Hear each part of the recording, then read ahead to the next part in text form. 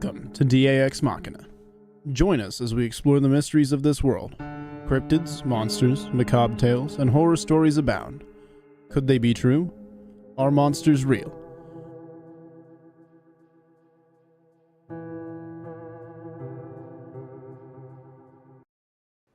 Good evening, folks, and thank you all for joining us on another edition of DAExMachiNation. Tonight, we've got a special guest in the house. Not only are we being joined from Mr. just launched his second book, Robby Jed Rains, my brother from South Carolina. We've got Mary Ann Ziebell that's going to be with us tonight, and she just recently hosted a Bigfoot expedition into the Ozark Mountains along in the Niagara River Valley. And they had some very interesting things happen. So tonight we're going to be welcoming her to the show. She's been with us once before. But we're going to talk about the expedition they had and the next one that I will be a featured speaker at here in October here in Springfield, Missouri. So we'll be talking about all of that. And without further ado, I'm going to go ahead and let Mary introduce herself and tell you a little bit about the expedition and about the event that's coming up. And I hope you guys will check it out. Mary Ann, go ahead and tell us a little bit about yourself. Well, my name's Mary Ann, and I have been interested in Bigfoot practically my whole life, but didn't get involved in it until 2019, and I went on my first expedition. And I was hooked because I had a Class A sighting, first night out, the whole 9 yards, that was it. I was done. And in the last couple of years, I have become a BFRO member, and I currently lead the expeditions in the state of Missouri for the BFRO. In 2 weeks, we are going to Oklahoma, and I'm leading the expeditions in Oklahoma for the BFRO. And in September, we're going into Arkansas, and I'm leading the expeditions down there too. And then in October is my own Bigfoot conference here in Springfield, Missouri. And that is, so we're doing a VIP night, October the 3rd, and we'll have dinner and you'll be able to spend the evening with the speakers. And we're going to be recording a podcast. And then Saturday is the conference itself. And as soon as we wrap the conference up, we pack up and we take off and we camp from Saturday night through Wednesday morning on private property where these things have absolutely walked through our camp before. And then at the end of October, we will be doing another BFRO expedition here in the state of Missouri. So we've got all kinds of opportunities in the next few months to be out and see what's going on. That sounds awesome. You were saying that you've had a Class A sighting your first time out. That is pretty awesome and kind of rare. Well, I didn't realize that was the whole thing until after everybody made such a big deal out of it. And apparently it was very rare. So, I kind of am spoiled, to things like that now. Well, maybe you're good luck. Maybe we go out with you. We always attract something strange. But speaking of attracting something strange, you all certainly did that this past weekend. Yes, we did. We had an expedition, and I always go out. I get there on Wednesday. There's a few people that come in early, but technically the expedition doesn't start till Thursday. And so we'd set up camp. We had our base camp, our cook tent, the whole 9 yards. We'd sat around the fire, and I think most of us, I think we all went to bed about 12:30 that night. And I guess about 2:30 in the morning, one of the newbies, he was there early, and we had something across the highway in the field screaming at 2:30 in the morning, which it woke him up. He got up, and he said he could actually see a upright figure kind of hunched over up the road from where we were camping slightly. So that was his first introduction into a Bigfoot encounter. And then Thursday night, we scouted an area, and Thursday night we went down along the river to an area that there was a boat launch, there was primitive camping, and there were some trails. And we split up into 3 different groups that night. And we had one group that went dark. They had no electronics at all. They just went out and sat in a field and kind of made themselves to be bait.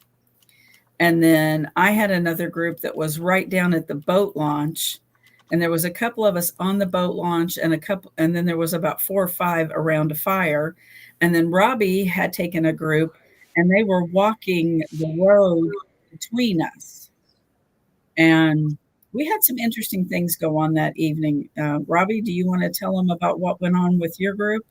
Yeah. So like Mary Ann said, we split up into 3 groups. So I took from where we parked at where Mary Ann's group was, and then in between the 2 groups, the one that went dark and then Mary Ann's group, I took a group walking them down the road, just, looking for signs, looking for, kind of teaching a little bit about tracking and stuff like that. So I saw a tree limb laying on the ground that had a break on it. And I thought, okay, well, this is a good chance to just, to bring up the fresh meat and how you tell how long a break's been made and all that stuff. So I picked the limb up and I saw a limb hanging down, or what I thought was a limb. And we're sitting there talking, and I'm looking at the limb in my hand. I'm looking at this. I'm like, wait a minute, that's a vine, and this isn't the same. So we start looking around, and first off, the limb is probably that one I picked up was probably 2.5 feet long. Everything's fine up towards the front of the limb, but towards the back, it's a spiral fracture where it's been twisted. And the vine was the same way. We never could find the part of the vine that was, just the part hanging down was the only part we could find. So we start looking around and we see more limbs laying on the ground. We start looking up in the trees and there's breaks all over the place. The same type of spiral fractures everywhere for about 20 or 30 yards down the road. So we're walking down the road, and this is on the right-hand side of the road that we're looking at. Hey, Robby, so, I hate to interrupt you, but why don't you explain to people what spiral fractures are, because they may not know. Okay, let me see if I can get. Just so they know that that's not something that just occurs. A spiral fracture is when, imagine this is a stick, it's spun in opposite directions. And it's not a clean break like this, or, like a wind snaps it and it just folds over. It is twisted and broken opposite directions. DA and Noah and I found a piece of, what was that, a 1-inch PVC pipe we found that was twisted like that in a spiral fracture, which it takes a lot of force to break something that way, because that's, what's up, Patrick? So we start looking around, we're seeing this all over the place, and it's not like it's a random pattern. It's like some are like 5 feet off the ground, some are like up to 10 feet off the ground, just all over the place on this 20 to 30 yard section of road. So I'm like, okay. Only way wind could do a spiral fracture is if a tornado had gone through. And to my knowledge, there hadn't been no tornadoes that went through any, because here's the kicker with that. Mary Ann and her husband had went down there earlier to scout that. They didn't see any of those limbs on the side of the road when they went down there earlier. No, because that one we almost had to move. You had to drive around it. Yep. So yeah. So okay, let's go through this. Let's logically see what could do this. So first, suggestion we get, okay, well, maybe they came in and cut the road with one of them big articulated boom trucks. And I'm like, okay, well, what's wrong with that picture? Well, why ain't the limbs on the front of this? One of them things gonna come through with a big lawnmower blade. It's gonna tear every bit of that limb up, and there's gonna be little splinters and mulch and everything everywhere. There was none of that. It was just the one break on each limb. That was number one. Number two, it was only on that right-hand side of the road for that 20 or 30 yard stretch. The other side of the road was fine. So at this point, we start noticing, wait a minute, all the night sounds from the night critters we're hearing on the other side of the road, it was absolutely nothing. It was dead quiet on that side of the road. No frog, and there was frogs everywhere. I mean, they were loud, but they just weren't on that side of the road. So that was pretty interesting. So we walk all the way down almost to where the other group is. Didn't see anything else past that 20 or 30 yard stretch. So we decided we're going to go back to where the breaks were and just kind of stand there in the middle of the road and just talk and just see if just act like everything was good.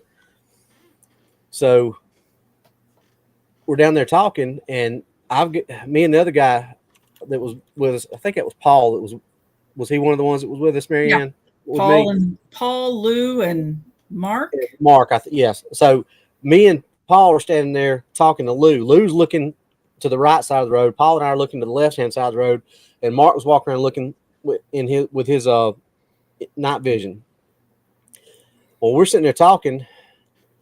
Behind Paul and I, we hear real, not like a deer blowing, not like a bear huffing. We both just immediately stopped and both turned and looked. And he said, "I take it you heard that too." I'm like, "Yeah, I did." I don't think Lou heard it because Lou was talking, and I know people in the audience don't know that, but you understand Lou talking. Lou's just not what paying attention. He just was talking. Yeah.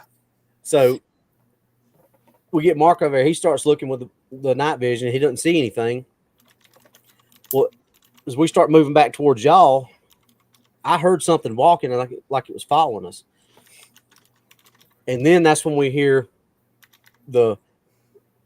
what we thought was a ATV or a motorcycle revving up, which obviously wasn't that. You knew what it was at that time. We didn't, but it sounded like somebody revving up a motorcycle. Because Paul turned to look at me, he says, "What is that?" I said, "Sounds like somebody revving up an ATV." He says, "Yeah, that's exactly what it sounds like." So we keep on walking, and that's when we met y'all standing in the road down there because y'all had heard something, and Levi was doing his little phone call. Yeah, he was doing his Crocodile Dundee making a phone call thing. Yep. Any of those of you seen Crocodile Dundee too? When he's standing on the mountain making the phone call with the little, that's what he was doing. Well, and when he did that, see, that's was really bizarre. Was he had kind of been doing a little bit of that, and he came back and he got me at that point because I was sitting by the fire, and he's like, "Come help me! I can't do all this at once." And so he had these headphones that he wanted me to put on, and he wanted me to stand in a certain place and face the opposite side of the road that you guys had been hearing things on, right? Yep. And so I said, okay, so these things cancel out the noise, they tone down the noise really close and magnify the noise far away. So those razors like we got, DA. Yeah. And so I had those on, and then one of my cousin was standing about a foot behind me. She's right there with me. He walked up on the road, farther up on the road, and he started doing his phone call, right? And as he's doing that, from the would have been the left-hand side of the road, if you were facing up the road toward you guys where you had walked, this male loud voice comes out and goes boom. It didn't sound like an explosion. It was like somebody in the woods yelling boom. And I said, "Oh my God, did you hear that?" And I turned around and looked at my cousin. She goes, "I don't have those on. I didn't hear a damn thing." And I was like, "You've got to be kidding me. That was so loud." And so by that point, and when that happened, there was a very small green light in that area about a foot off the ground. And so at that point, Levi he's come back down, and he goes, "What happened?" And I told him, and he goes, "Oh." And I'm like, "Okay, that's not why. What are we supposed to have happen?" And he goes, "Well, I don't know. I've never had that happen before." So he doesn't know what it was, but it was obviously in an area that he was hearing things going on. So, yeah, I don't know what that was, but that was kind of a weird thing that happened down there. Well, but right after that happens, we start hearing something walking on the left-hand side of the road, which is the same side she heard whatever she heard go boom. So there was no Robby Wrangler, obviously. So what I was doing, DA. I was headed straight for what I heard. Robby was wandering off. Yeah, I was. So I literally heard something coming out of the woods, like right in front of me. So I stopped, and 2 armadillos come straight out of the woods. And I thought they ran past me. And Paul come, he said, "What was that?" I said, "It's two armadillos." He said, "Where'd they go?" I said, "I think went over that way, pointing over towards where Mary Ann was, and then were." And Paul said, "No, they didn't." I said, "What?" And I looked down. He was shining the flashlight. Both armadillos were. I literally could have reached straight down and picked them both up. They were standing at my feet, looking up at me. It did not run away from me. That's kind of unusual for an armadillo. They're generally pretty skittish. Yeah. Well, every other one we dealt with that weekend, just, saw us and haul shell the other way. Those tactical armored assault possums. Yeah, armored possums. But these two just literally came right up to me and stood there and looked up at me. Makes you think that maybe they were running from something and looking for a protection. I think they were saying, "He's bigger, eat him, leave us alone." Yeah. Yep, I think so too. So that was not one. Several folks have asked where this was, and while I can't give you the exact location because I'm sure they're going to want to go back there again without a whole bunch of people showing up, I will say this: you guys have heard us talk about Moon Valley, how the expeditions that we've gone down there and the weird things that have gone on in Moon Valley. Well, they're on the same river. They were on the Niangua about 4 to 5 miles downriver from Moon Valley. So same river, same valley, just farther down. Yep. And you asked Mary Ann, I kept saying, "We're close to Moon Valley." That's the Niangua, right? She was like, "Yep." I said, "We're close to Moon Valley." I could feel it before I even knew it, before anybody even, and I think Robert's one told me, "Yeah," he said, "Moon Valley's back that way." And I'm like, I knew it. It just that feel. I had the same feeling, the same weird feeling when we got out down there. I was like, "Well, this feels familiar." Moon Valley give you the heebie-jeebies. Yep. Yeah. Yep. Well, in this area, we were back there last spring, and we had them walk right into our camp last year. I mean, they're all over down there, and they run up and down that river. And I firmly believe that once, those campgrounds open up in the summer, I think they raid the trash cans. I think they just have a feast all summer long. There's a ton of campgrounds all the way from Moon Valley to the lake. Yeah. And you can't go a couple miles down that river without running into another campground. And I know people personally that farther down from where you all were at is a place called Prosperine River Access. I know people that have been ran out of Prosperine by Bigfoot. Interesting. Came up beating on their camper at night, and they got up and left. Yeah, I guess if, you didn't know what it was, that would cause you to leave. But, I guess we're all a little thick because we'd stay around to see what happened. Oh, yeah. Yeah, me and Robby would have been running out of the camper to find out what's going on. Right? Well, I'll tell you, DA, Mary Ann is a woman after my own heart because we both went off down that when we tell the story here about night 2, we both just off down in the bushes and in the woods looking for something. Yeah. Robby and I can't be let to go by ourselves because I'm as bad as he is. I heard it over here. Here we go. Yeah, I have to kind of be reined in sometimes. They're like, "Where are you going?" Well, the noise was over here. This is where I'm going. Right, exactly. We've joked about getting a chest harness for Robby and hooking a lead to it so he can't get more than 20 feet away. Right. I understand that. I've been threatened with that. Do we need to put a rope on you? So, yeah. He's got to wait till he can get one of the big thick leather ones because he's worried I'll chew through the nylon harness. He might. And get off. That's funny. Yeah. Noah will be like, bad Robby, sit, stay. Stay. We'll know when they got him when the lead goes up a tree. Right. And then DA will hear, "Oh, shoot this thing." You bet. Oh, that's funny. That's funny. But yeah, I think that's,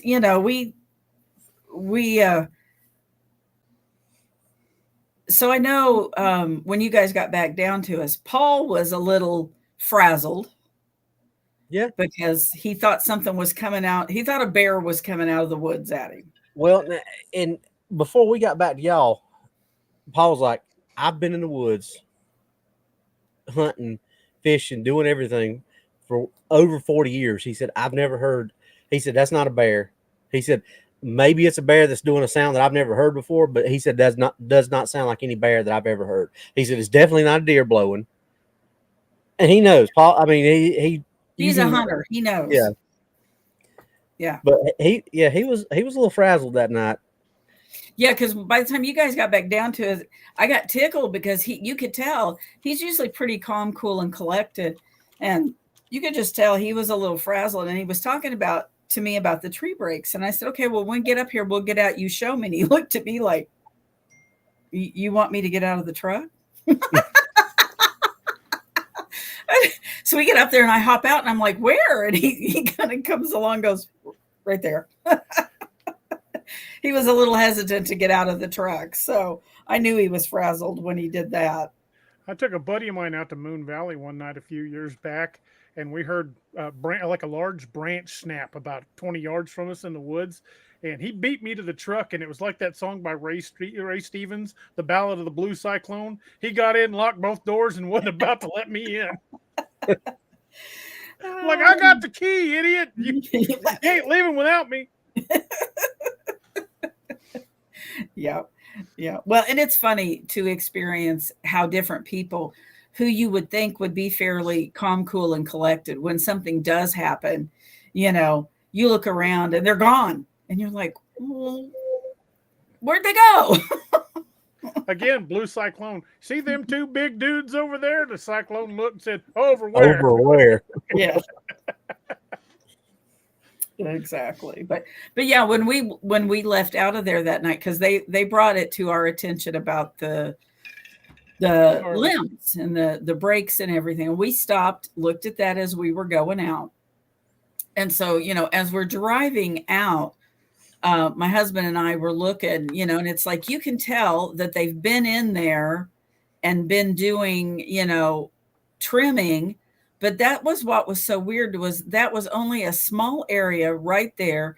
And there wasn't any of the discard from when they were trimming. So that's what made that area really, really odd, was there was just no discard from that. So yeah, no mulch, no small splinters. It was just those limbs snapped. And the limbs weren't like eat up, destroyed. Yeah. They were pristine limbs. Well, and those boom trucks that go in and do that, they cut. They don't break limbs. They cut limbs and splinter out, like you said. They leave all kinds of shrapnel, debris, whatever you want to call it, all over the place. And there was none of that. So it was interesting. Yes, that was an interesting thing there. The group that went dark, they didn't really have anything go on. They did have a very odd a sound. They were trying to decide if it was some kind of night bird that they couldn't identify just, off the top of their head, but they definitely, and of course, they didn't have a recorder or anything going because they went absolutely no technology. So they didn't even have anything recorded that we could compare it to, but it wasn't anything that any of them had heard before. So that was about the extent. And the owls too. There was 2 owls on the left-hand side of the road that were going nuts all night. We never heard any calls back on the other side until we got back over there, and he did his little phone call thing, and then we heard one response on that side of the road where all the trees were tore up. We heard that one response, and it sounded the same as the others. I couldn't tell if it didn't sound like the mythical 1,000-pound owl. It just sounded, but that was the only reply that we heard from that side. And there was 2 more on the other side just going absolutely bonkers the entire time we were out there. Well, and so when you guys were walking the road, so the frogs down where we were at, I mean, they really got loud. But what someone pointed out was there would be like voids in them. It would be like one group and another group, and then right in the middle, it would be completely silent. Kind of like, when you come up on frogs and they'll shut up. Yeah. And that was going on down there in that roundabout area that we were in. They would get voids all of a sudden, almost like something was walking through them. But see, the on the left hand side of the road when we were walking down, it was constant. I mean, you could see them jumping. I mean, we ran across a couple of them on that, but they were all on that left hand side of the road. There was nothing on the other side of the road. And me and Lou actually walked about 20 or 30 yards deep into where that big washout was. We walked down there, and we were 30 yards off the road, and there was nothing. There was no sound, no nothing, no birds, no frogs, no crickets, no nothing. Yeah. That area was just odd that night. I mean, there was just a definite something going on down there, and all of that. Don't know for sure because we never got any really good hits thermal wise or anything like that. But I know when we first got there and we were sitting on the boat launch, Levi and I could hear this very faint whistle coming down river. So it's like, we were having odd things going on down there. So it was interesting. So we went back the next day to just look at that area in the daylight. And that's, there's like, I don't know, what is it? There's probably about 5 primitive camping sites right there where that road turns into a circle. And so we're just walking. And one of the guys that was with us, he thought maybe he'd found a track. It was old. It was really hard to kind of identify. But they're kind of looking at it. And my husband's walking around and he hollers at me. And there's a deer leg over there. Just part of the hind leg. And of course, I'm picking it up, walking around with it, sticking it in everybody's face. Is this cut or has this been broke? And they're like, what are you doing? I walked over to Paul. I said, is this cut or broke? He goes, if that's cut, that's a bad knife. He goes, or somebody doesn't know how to cut or what. He's like, no, there's some, he goes, yeah, no. Well, the other thing that I found not far from the leg was a stick stuck in the ground. Now, it wasn't a big stick. It was like maybe about 8 inches long, but it was stuck in the ground.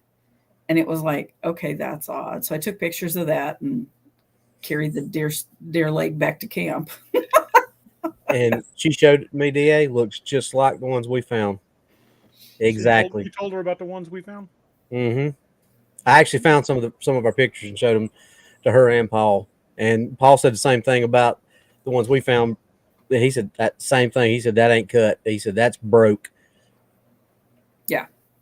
Yeah. Well, some of the ones we found, not only was the bone broke, but you could see where the sinew had been basically just twisted off.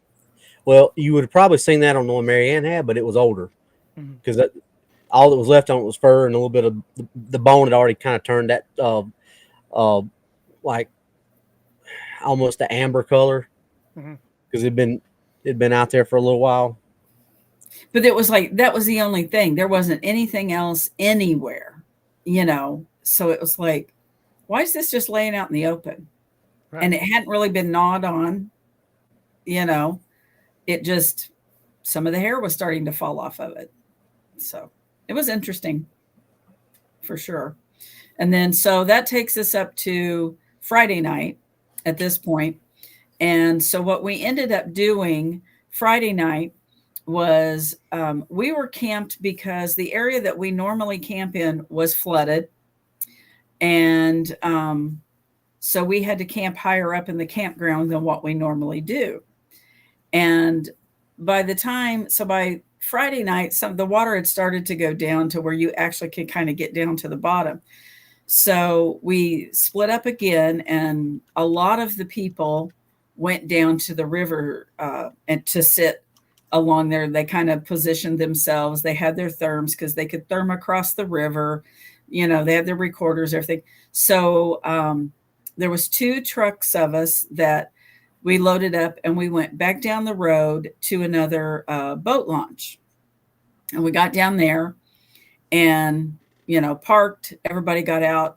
Half the group was going to sit at the boat launch and just therm across the river on the, the bluffs and cliffs that were on the other side. And the rest of us which was myself, my husband, Robby, my stepson, and Lou. I think that's all it was, And right? Levi was with us. Yeah, Levi was with us. That's right. So we decided we were going to walk around a little bit because there's a big open field, for the most part down there. It's just grass, tall grass. But we were going to walk around a little bit and all this. And we're kind of just milling around. We've been down to the boat launch, almost down to the river, back up. We're starting to mill around. And it's funny, the person that says, hey, you all might want to look at this is the resident skeptic, my husband. He's like, there's a funky light over here. And so we're like, okay, yeah, well, that was the beginning of the weird. That was it. So we're standing there watching this. That was the beginning of our next 3 hours. Pretty much. Yeah. So it was a light that was off in the distance, and it would shoot side to side and then up and down. And Robby described it the best. It looked like a heart rate monitor, the way it was jumping up and down. So, I mean, you could tell that this thing was drastically moving. Now, it wasn't changing colors. It would sometimes almost look like it had shut off, but it would be right back almost instantly. We're standing there for a few minutes, we're dumbfounded. And Levi, bless his heart, that boy started pulling out tech and throwing it on the ground and losing his mind. And he had an antenna that would pick up commercial airliners. What else did he say? Commercial airliners, everything, just anything. Helicopters, police vehicles, EMS. He said it picks up everything.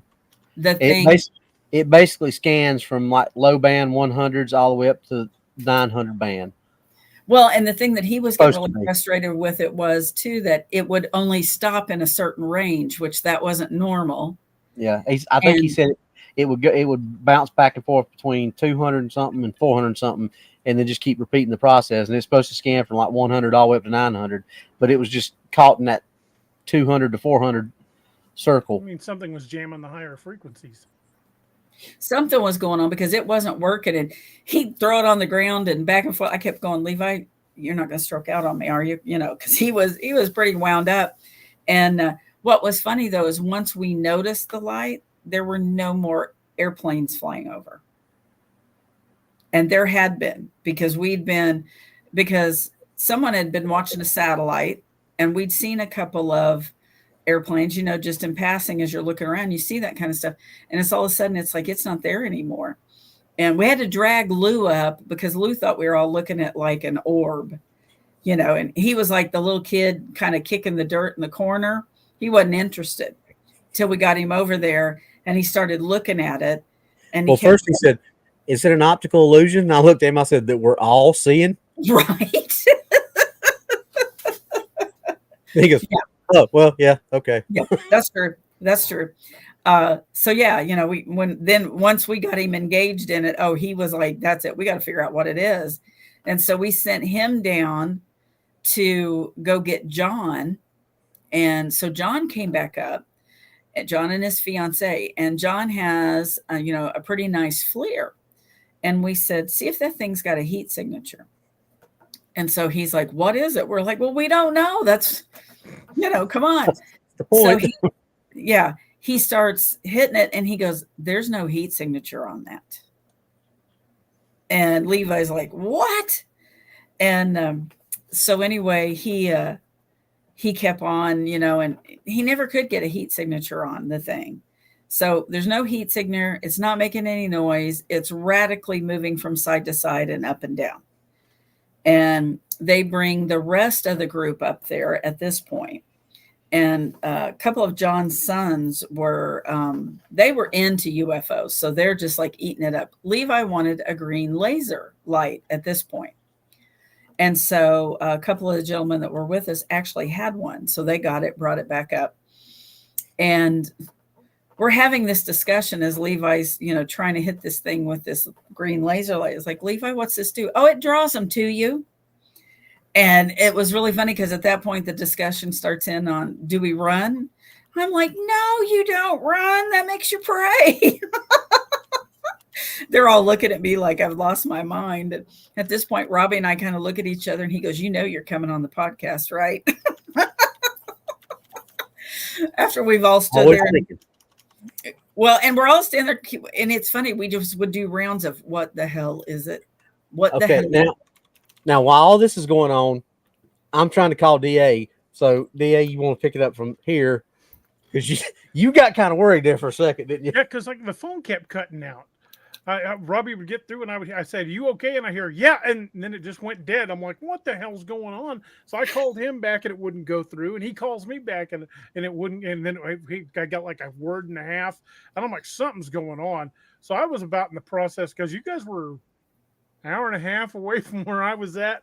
I was like, "I'm gonna have to go down there." See what the hell's going on. And I was about to grab Noah and load up in the car and go down and see what we could get through when I finally got a text from Robby. It's like, spotty signal down here, I'll call you when we're back to camp. I'm like, okay. I was about to load for bear and head for the other end of the Niangua.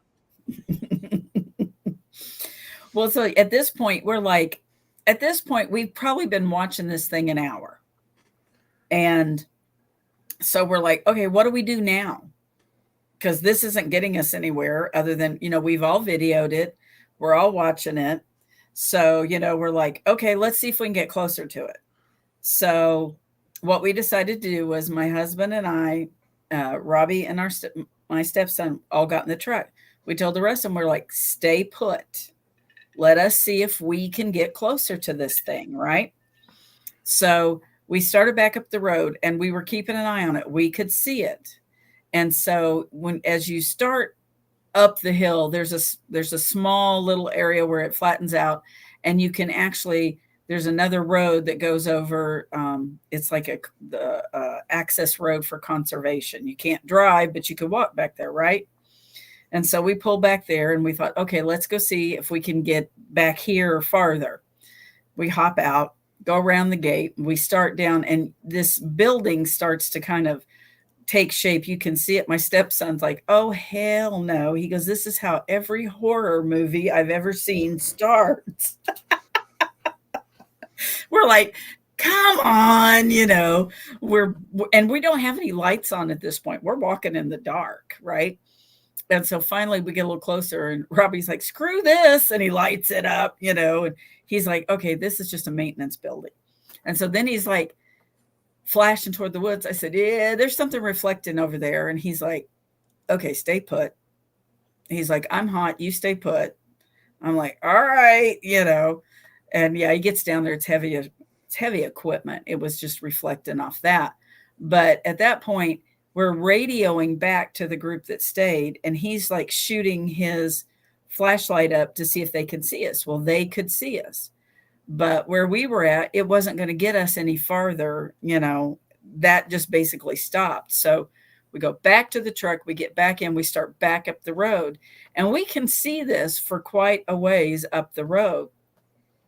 And we kept checking in. We ended up all the way back at camp, driving through camp to see if we could see it from camp. And we couldn't see it from camp. And so at that point, we headed back. We start back.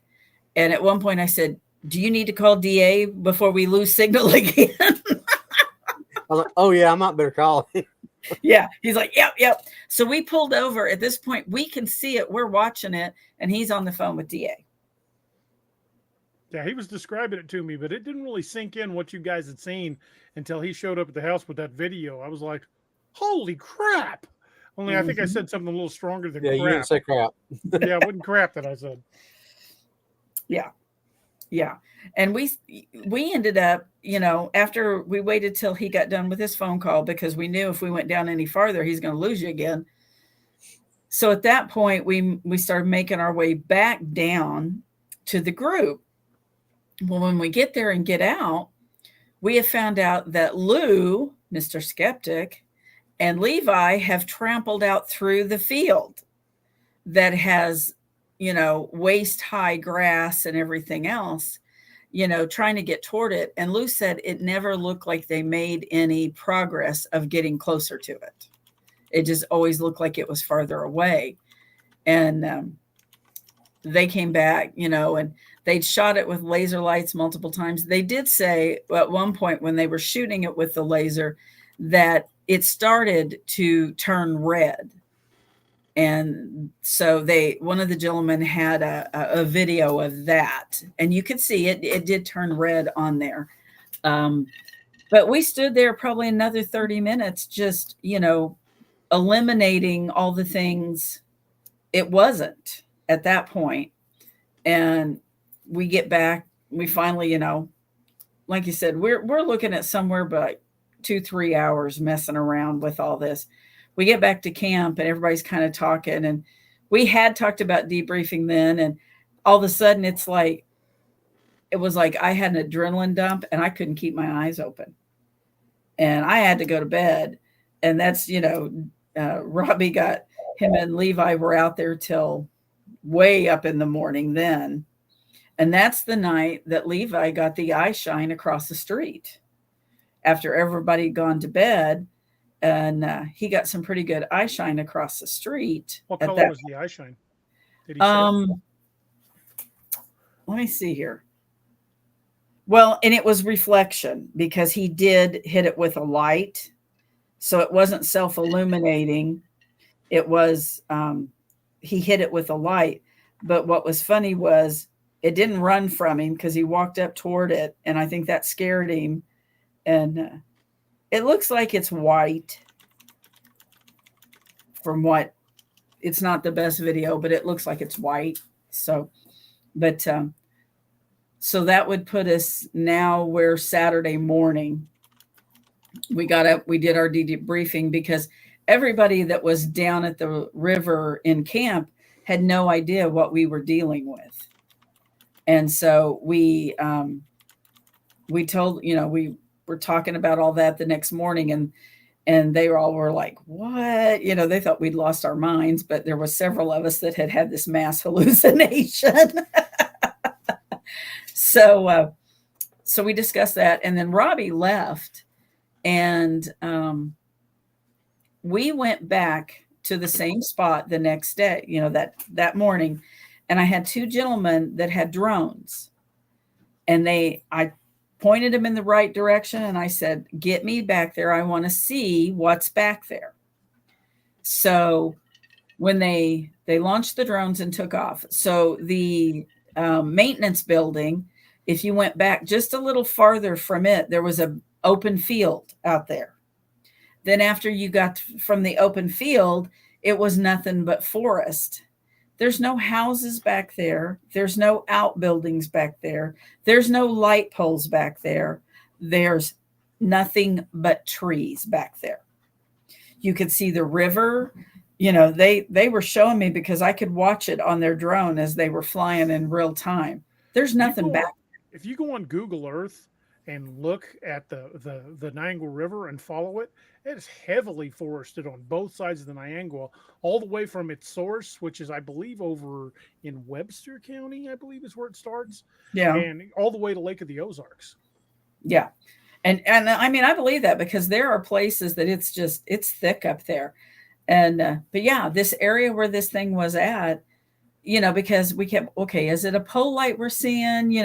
Well, so it's like where it was at, it couldn't have been a pole light because you're looking up this valley and there's two hills back there. And this thing was never above the hills, and it would have looked like it was farther back if it was if it was on one of the hills, so yeah, it's like, I don't know that we answered anything other than there's no houses in there. There's no outbuildings. There's no nothing,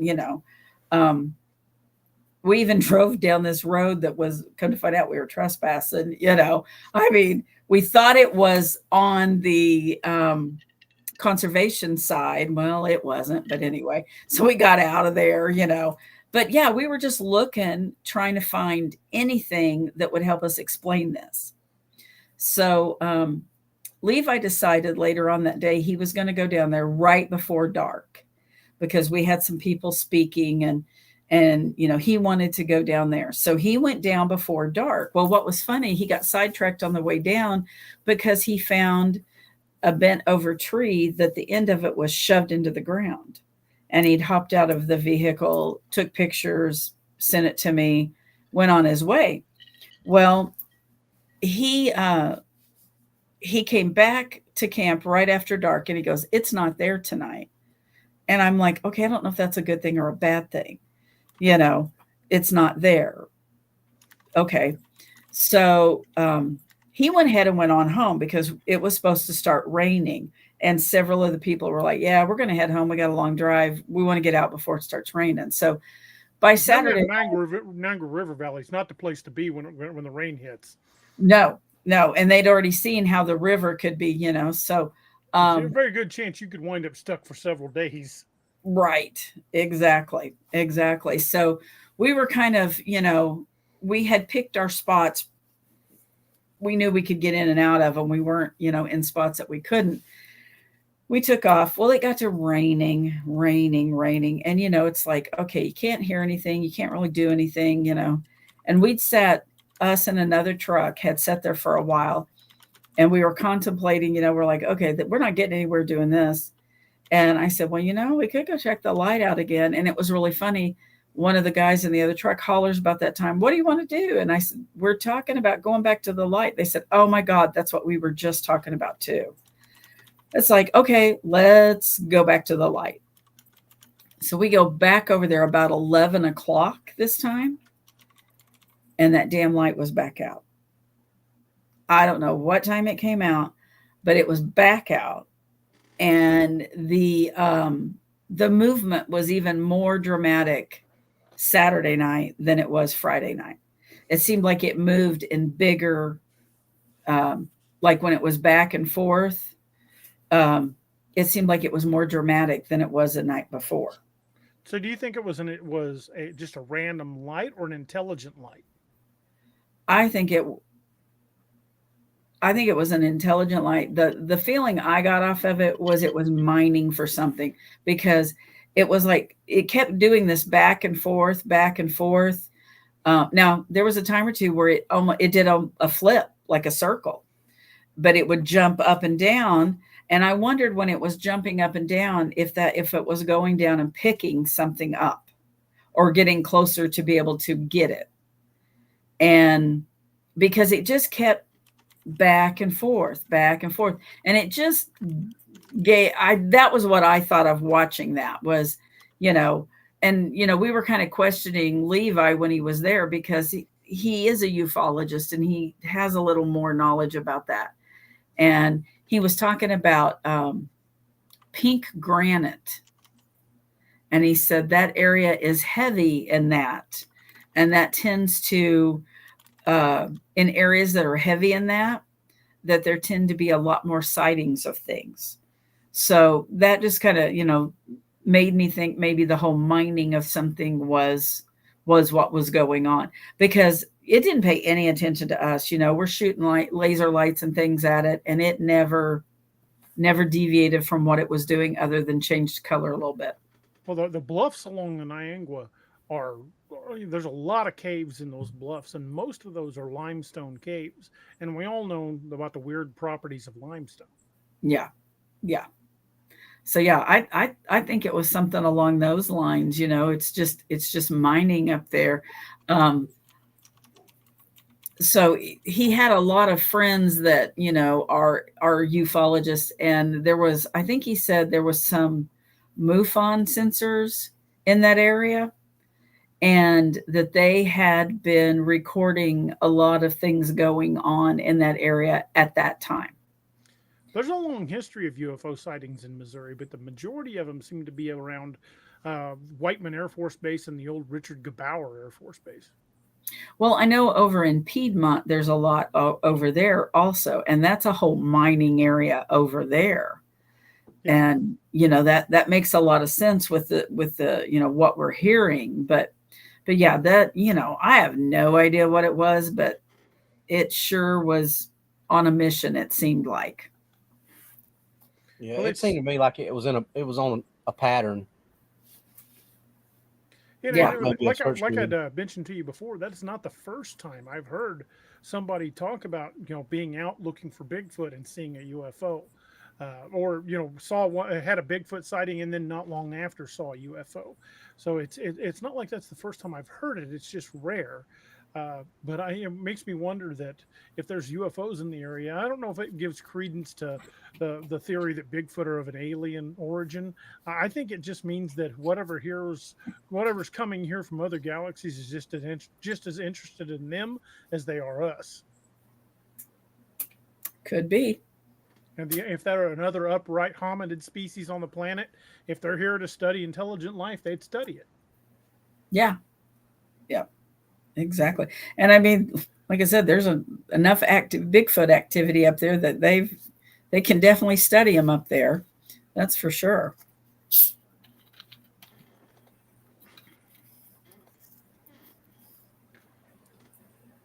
So tell us more about the one in October that's coming up. The conference? Yeah. Tell us about where people can find it. And I'm gonna get the link and put it in chat so people can get tickets if they want. So the VIP dinner and the day of conference, those are listed on Eventbrite, and you can do just the VIP, or you can do just the conference, or I've got them bundled and you get a better deal on them. The VIPs are very limited. That is going to include a dinner, and Brian Sharp King and Wayne are going to be doing a podcast. RPG is going to be in it. Basically, everybody's going to be involved in it. And we're going to do some, audience participation, all that kind of stuff. So those tickets are available there. Now, if there are people that want to go camping with us afterwards, they have to go onto Ozark Mountain Bigfoot, the Facebook page, Ozark Mountain Bigfoot Conference, the Facebook page there, and message me on there, because I only take a very limited amount, because we go onto private property. We're going to be camping. It's primitive camping. Yes, we have running water and we have porta potties, but there is no electricity out there whatsoever. We've got a generator, solar panels, that kind of stuff. We're going to feed you breakfast and dinner, that kind of thing. But they've come through the camp out there before. First year we ever camped out there, the thing just came in, walked all the way around camp, messed with stuff. There's some odd goings on in that area. So, it's hard not to have something happen out there. Like last year, we were up on one of the hills, and the back part of the group, there wasn't that many of us, 6 or 8, they're walking along and something's growling at them as they're walking up the trail. Shane was out there with us, and he was therming, and he was get therm hits about 5 to 6 feet high that were darting around. And it was a conical shape. And so, yeah, because it was like Marty and I were sitting out there. We were playing bait because we're just sitting out there by ourselves. We got tickled. We're like, what do we do if something comes running out of the woods? We're sitting on our butts out here in the middle of the dark, and we're bait. And she was like, well, we're going to pee our pants and laugh together is what we're going to do, But there were some odd things going on that night. There's, some sounds that different ones were hearing that they couldn't identify. So it's a very active area that we go into. And the gentleman's very nice to let us come back year after year. And we're going to, David Zigan is coming, and he is forensics with the Atlanta Police Department. And he's going to be teaching some classes while we're out there on evidence collecting and casting, so there's daytime stuff that goes on too out there when we're out there. It's not just, sit around. And you have opportunities. If you just want to sit and hang out at night, you don't have to go out. We give people the opportunity because sometimes if you just sit there and therm the edge of the woods because we're in a field, you'll get stuff going on. Because that doesn't happen out there all the time. All these people in that field, they got to come check us out and see what we're doing. If you want to go hike the hills out there with us, you're very much welcome to do that too. So we kind of try to give everybody an opportunity out there. But those are also very limited. Those are going to come, first serve. Those are gone. And I listed it yesterday, and I've already got 10 people on the list. Nice. So those go pretty quick. So if that's anything you're interested in, you need to jump on there pretty quick, because when they're gone, they're gone. We're just not taking a huge crowd out there. Right. Well, huge crowds seem to be the antithesis of anything Bigfoot anyway. If you've got 50 people out there, they're not going to come anywhere near you. No. We hang out somewhere in about 30 people, because all of them aren't always grouped together. They're always kind of off in their own little groups and doing things like that. So, Roxanne Delgado wanted to know if you've ever done research around Joplin. Not for Bigfoot. I've been over there and experienced the spook light several times. But I haven't been in that area and done anything Bigfoot wise. I know somebody had asked if I was involved in what was going on with the BFRO in Topeka. No, that's a little out of my area currently.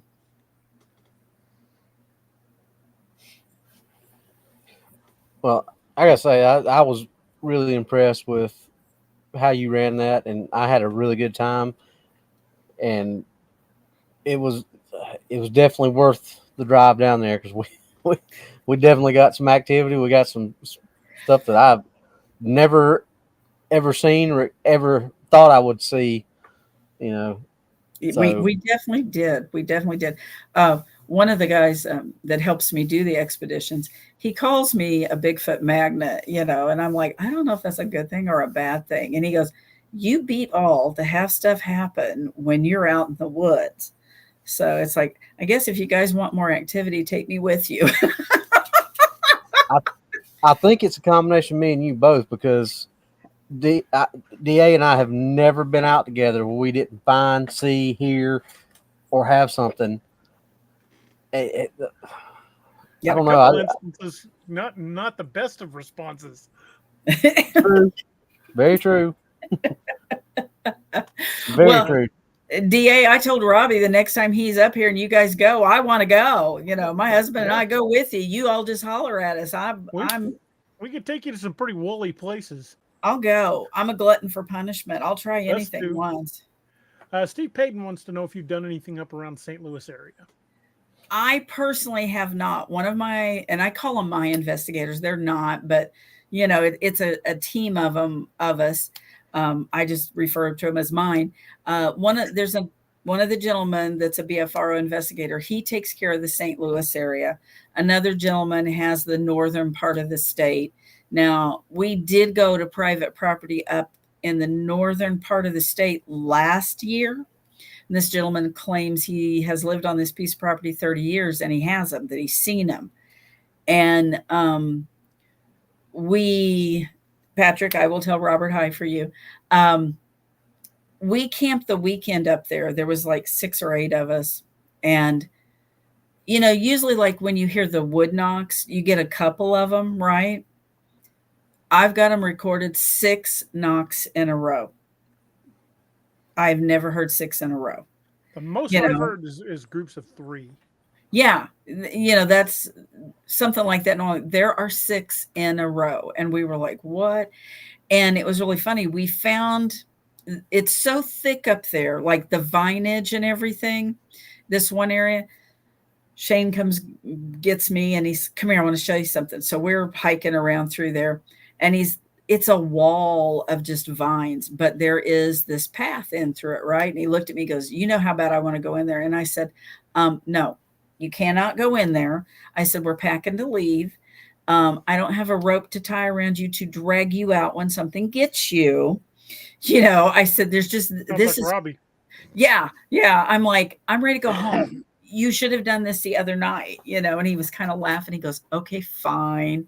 But we had recorders out, and I haven't had time to go through them because I just recently got them back to see what else. But I mean, so like up here, in northern Missouri, we're sitting there at 2 p.m. and the owls are going off. That's They unusual. did that, right? I mean, it's one thing at dusk. Okay. No, this is 2 to 3 o'clock in the afternoon every day. It's like, that's weird.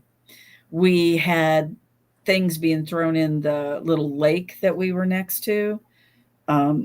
You could just hear different things. There was a lot of activity on the private property, and they have seen them. They've seen them on this property. My friend Wyatt Estes, him and Richard Brucia, they went out on Table Rock Lake just a few weeks ago, and they went over on a back part over on the other side of Joe Bald. They were farther down than Joe Bald, and they backed into a cove, and they heard what they thought were owls at first. Yeah, and he said, and it sounded like owls for 2 or 3 minutes, and then it turned into what sounded like a bunch of chimpanzees. Oh, wow. Well, what was funny, and I'm glad you said that because it reminds me now. So one of the gentlemen, he was staying in a cabin. His wife needs a cabin physically, right? And so they had got to their cabin Wednesday evening, and he was out, and there was a guy camping right down by the river. And of course, he's out there talking to that guy, right?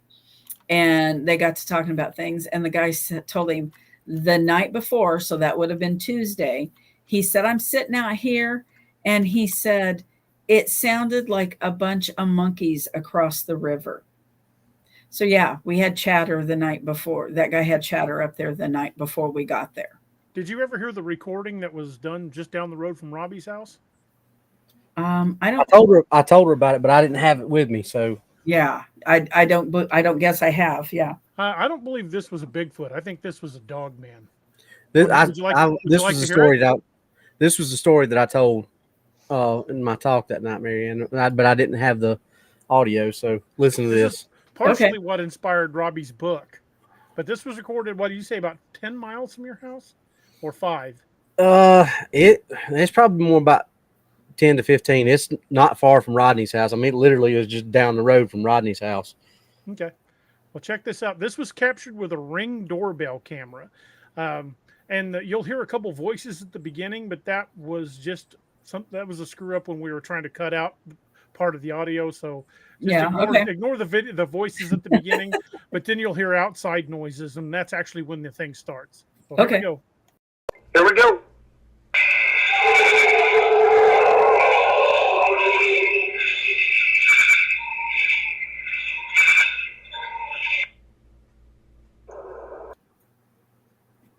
That's interesting.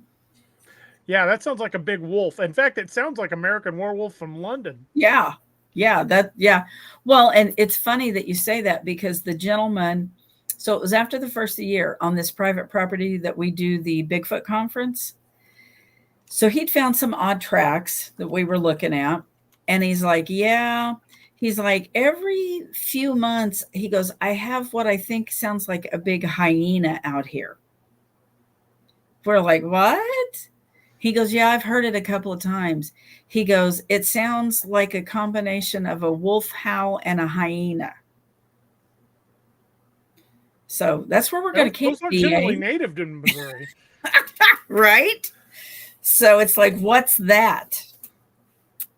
You know, I don't have any idea. And he said the dogs act really funny when that goes on. What's your take on Dogman?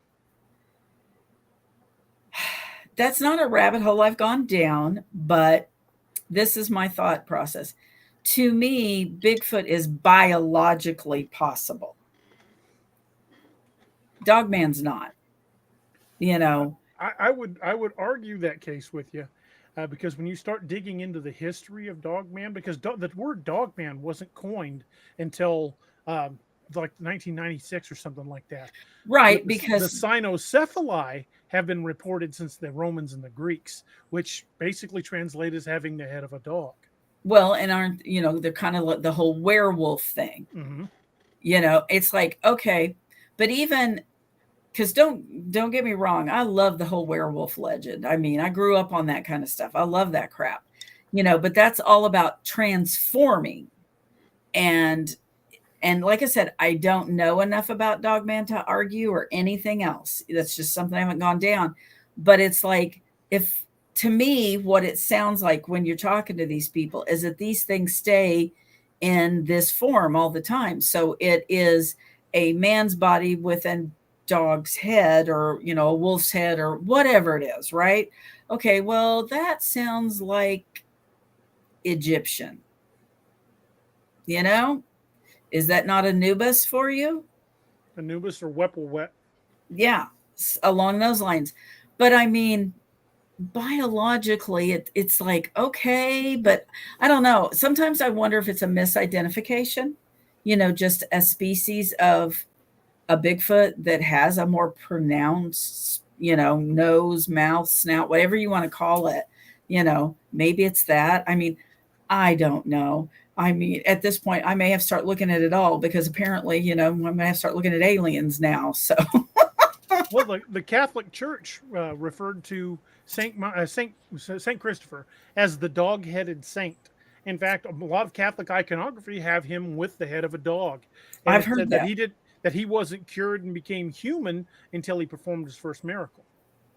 I've heard that. So I don't know, if we want to just sit and look at it logically, it's like biologically, it doesn't make a lot of sense, but you've got all these legends, you've got all these stories. And, just like anybody else, with a legend, they say there's some truth in every legend.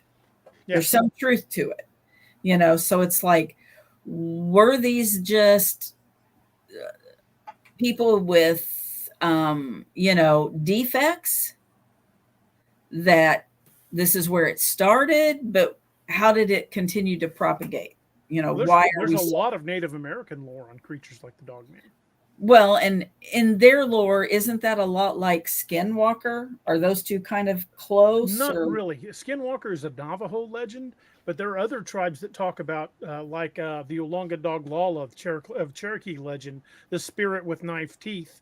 They don't change forms. That's just what they are. That's just what they are. Okay, because I knew that the Skinwalker, could do multiple things.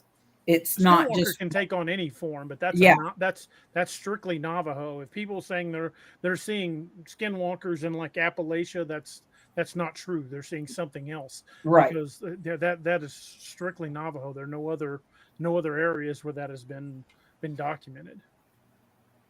Yeah, and we've talked about this before too. I think the problem with people kind of mixing the two up is you got Hollyweird, who loves to do stuff like that. You got a movie called Skinwalkers. It's about werewolves, right? And they're not the same, right? And, it's a bunch of misinformation. Yeah, but the thing is, I agree with you about the biologic thing, because we did an in-depth show with me, DA, Doc, and Steve, where DA and I played. There was more Doc and Steve that were devil's advocate, doing it from the medical standpoint, and me and DA arguing for.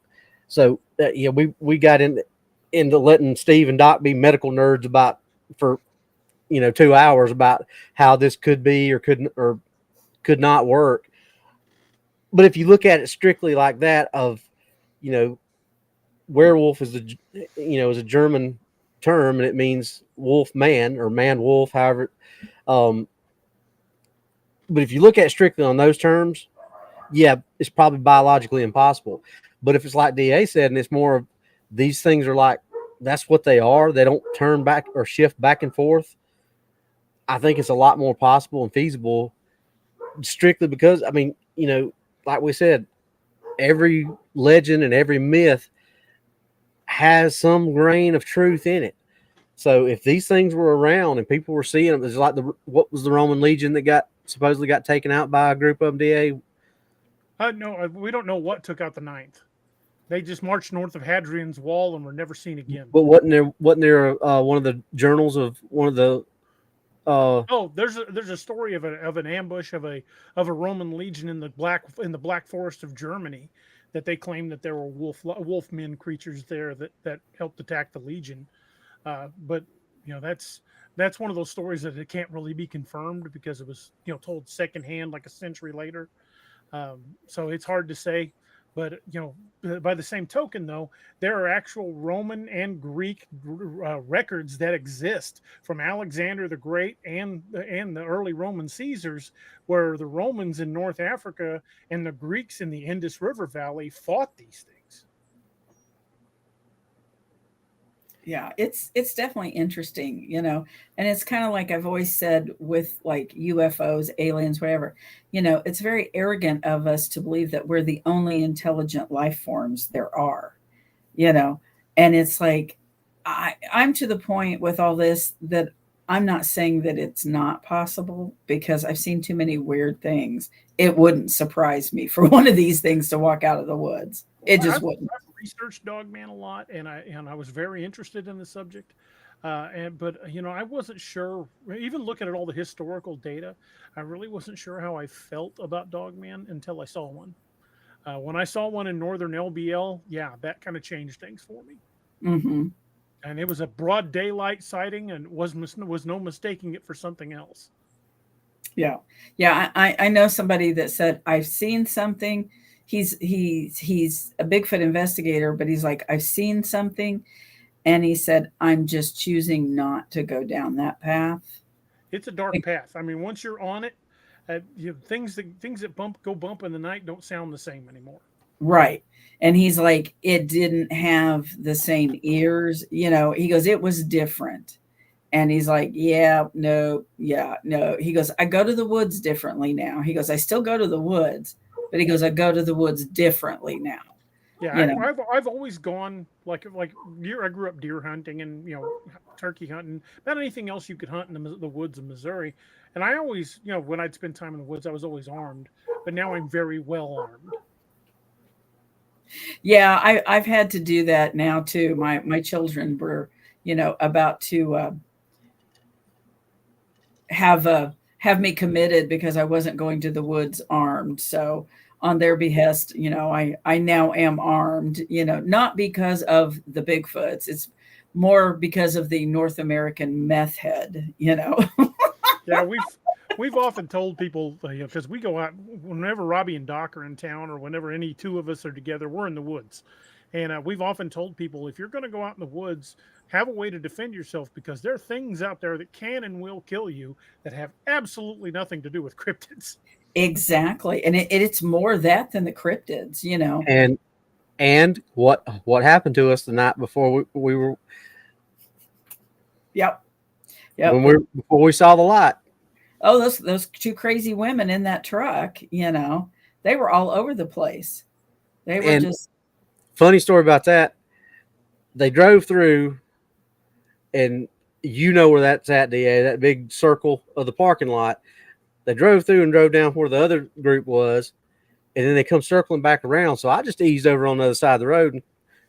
And, of course, I bladed my body, and I had my hand on it, and they come driving around. I followed them, looked around, and I looked, and everybody except for Mary Ann is standing on the other side of the road that I was on behind me. And I'm like, where'd y'all come from? Everybody's over here standing behind me. I said, and that's why I always carry, not necessarily because of Bigfoot, but because of stuff like that. Oh, yeah. Yeah.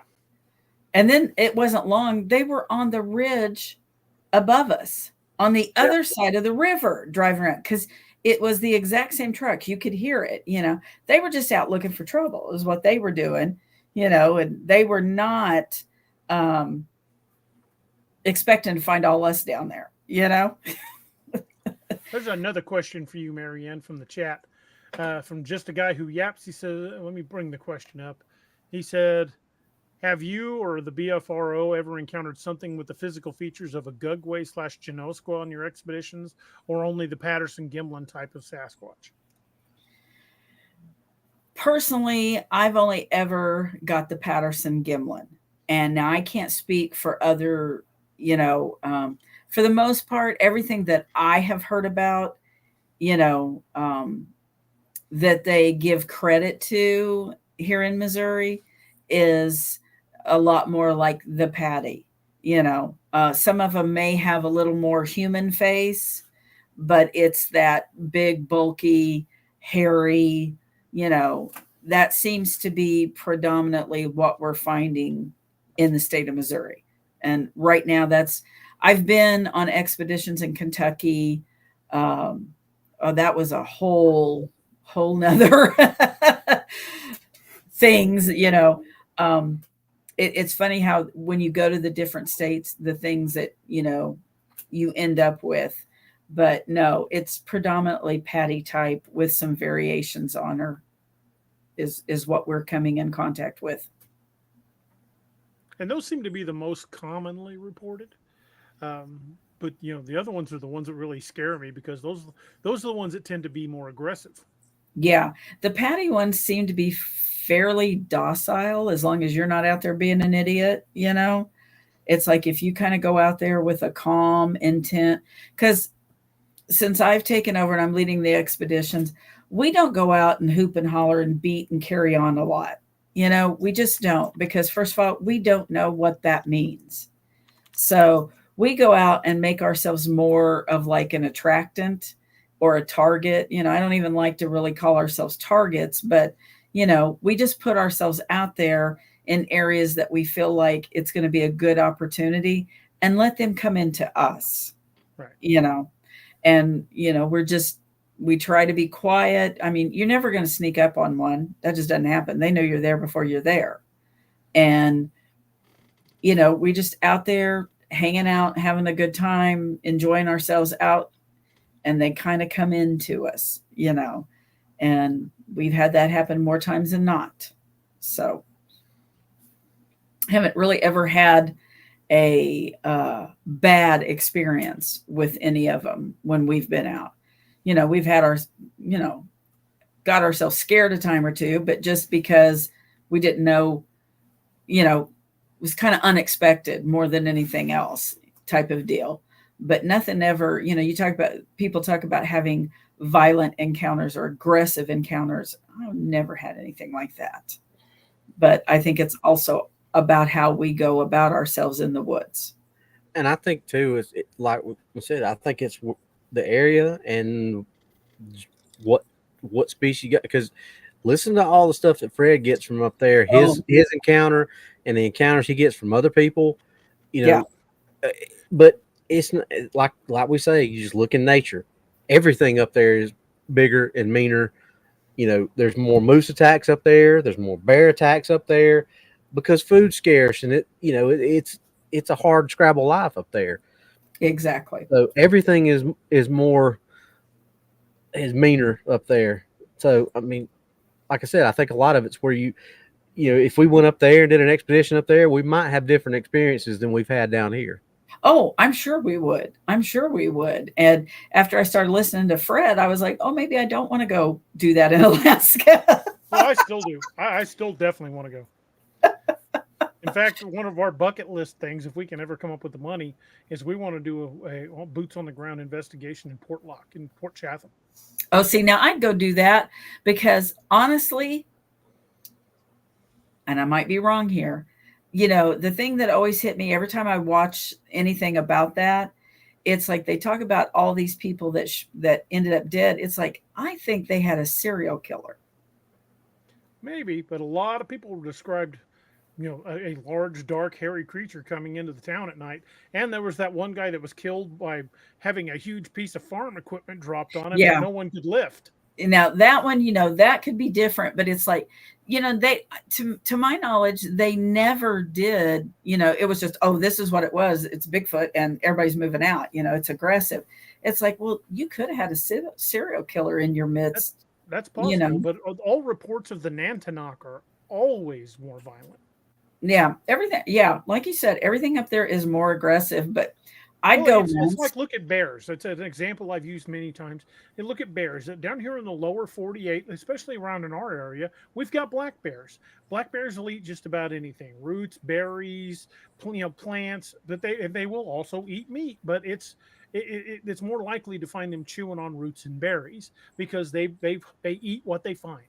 Right. They will eat roadkill. Occasionally they'll hunt, but for the most part, they just browse as they eat just about anything that they come across, as they're traveling, and they're generally far less aggressive. You can go blah, and most black bears will haul ass. Right. Once in a while, you get one that'll like, oh no, I'm not having any of that, and they'll come after you. But for the most part, black bears are pretty docile. Yes. You get a little farther north, and you run into grizzly bears, and grizzly bears will kill you. Oh, yeah. They eat a lot more meat, but they'll still eat berries and roots and stuff, but they eat more meat because they're bigger. They need a lot more protein to exist. But and I've personally had an interaction with a grizzly bear at less than 3 feet, and it looked at me and I looked at it, and we went in opposite directions. But had that been right before hibernation, or if it just woken up from hibernation, different story. The only way I'd have come out of Rocky Mountain National was as a grizzly bear bowel movement. But Right. you can have peaceful encounters with grizzlies, but you get farther north up into polar bear territory and forget it. Those things are straight meat eaters. They eat fish, seals, moose, slow Eskimos, whatever they can catch. Right. Exactly. Well, and it's like you said, it's survival. They're going to do what they have to do to survive, And the colder climate, the more protein they're required to take in just to keep body heat. Exactly. So yeah, it's, I'm sure. And I mean, different areas too, of the states, you hear that they are more aggressive, but sometimes I wonder too, are people just being stupid? Did they go in, miss the signs? Did they try to run them out peacefully? And, Did they take a shot at one? Well, yeah, it's like, what are they not telling you that they did? That's like, so a little while back, I was talking to this lady in Arkansas, and she has, since 2020, they come through her property, right? At first, it wasn't a big deal. She knew they were coming through, no big deal. Well, she was telling me, she'd had one charger, right? So we got to talking about what had happened in the last year that it, well, come to find out, when we really got down to it, she's feeding them. I said, do you feed the deer? No. Why are you feeding these? Well, I thought it'd keep them out of my garden. And I said, okay, stop. I said, and she's thinking it's this rogue male and all. And I'm like, why are we thinking this? I said, where did this happen? Well, just on the other side of the garden. Well, when she said charged, she's talking energetically. She didn't see it. It didn't come running out of the woods at her, type of thing. And I said, do you think you could have interrupted a mama and a baby? Were you out there at a different time? I said, you need to, just because you felt, I don't know what I want to say here.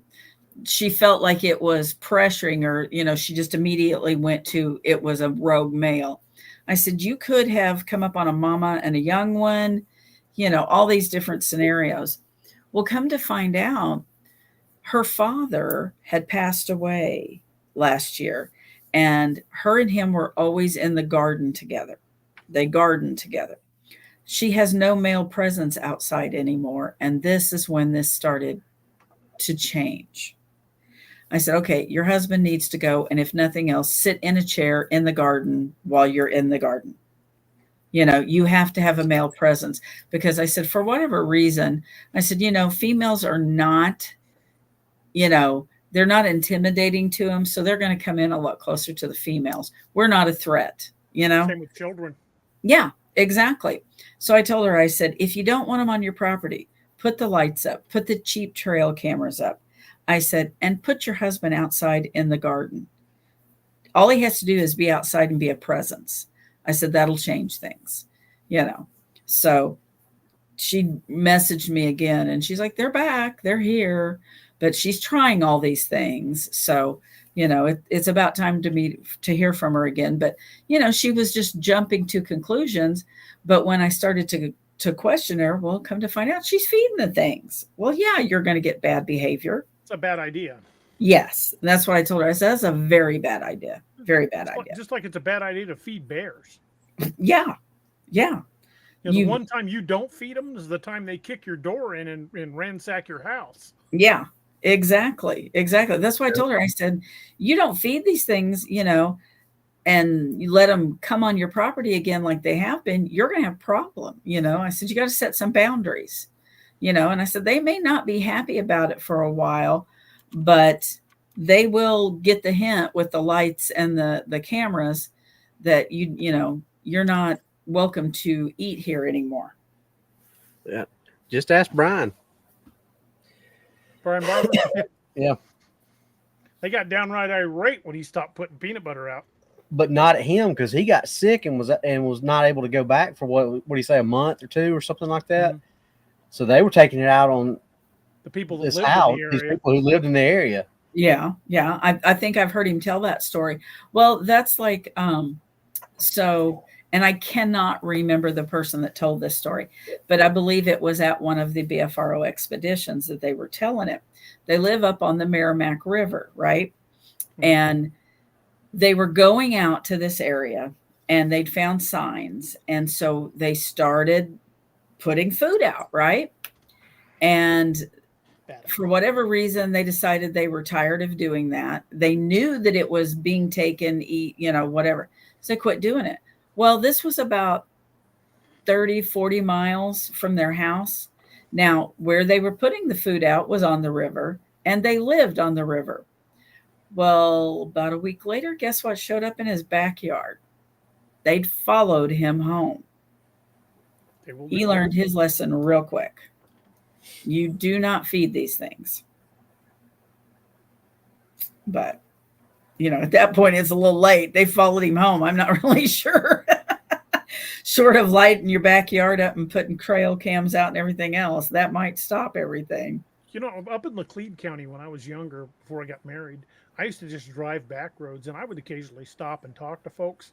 Well, I just struck up a conversation with a guy. He was out mowing his yard, and I stopped my truck and got out and was talking to him. And I noticed he had about 8 big pole lights around his house. And I said, why have you got all these security lights out here? He goes, because I got tired of waking up to something trying my doorknobs. Well, think about that. Remember when we went down to Smiddle Cave? Mm-hmm. We went around those houses. It was lit up like a Christmas tree. Yeah. Yeah. Isn't it funny when you drive out in the woods and you see people's houses like that all lit up? You're like, uh-huh. Well, Mary Ann, think about that house that we stopped in front of that house. Think about how big and bright that pole light was. Yeah. And it was like right next to the house. Well, that house, that's the road we drove down. Yeah. Because we were like, okay, let's go see. Well, when you get to the bottom of that hill, because it goes up over and you go all the way down to the bottom. Well, there's a big, it looks like a shop building, but it looks like they're living in it, right? They're not living in the house. That house is empty. Because when we drove past, we were looking. Mason Finn says, so what do you do if you inadvertently feed these things? Well, it would all depend on, what's going on. I mean, I wouldn't be going out. I mean, I get it that people feed the deer, things like that, and you can't, if you've got deer feeders out, you're not going to be able to stop whatever comes in to eat out of those kind of things. But like this lady was just taking and throwing out, a good amount of her garden over the fence, trying to keep things out. I think it's different if you're doing stuff like what you're talking about she was doing, or if you just, once or twice something happens to fall out of your bag or something like that. But like what Brian was doing, constantly leaving, big jars of peanut butter, or this one just throw it, something that they get used to over a period of time, other than just like, something randomly happening once or twice. Yeah, I think it's only really going to be a problem if it's a habit that they've come to expect. Exactly. If you're doing it over a period of time and then suddenly stop, I would say they're going to get pissed off. But if you toss food out at your campsite, I don't think that's going to be an issue because it's No. a one-time thing.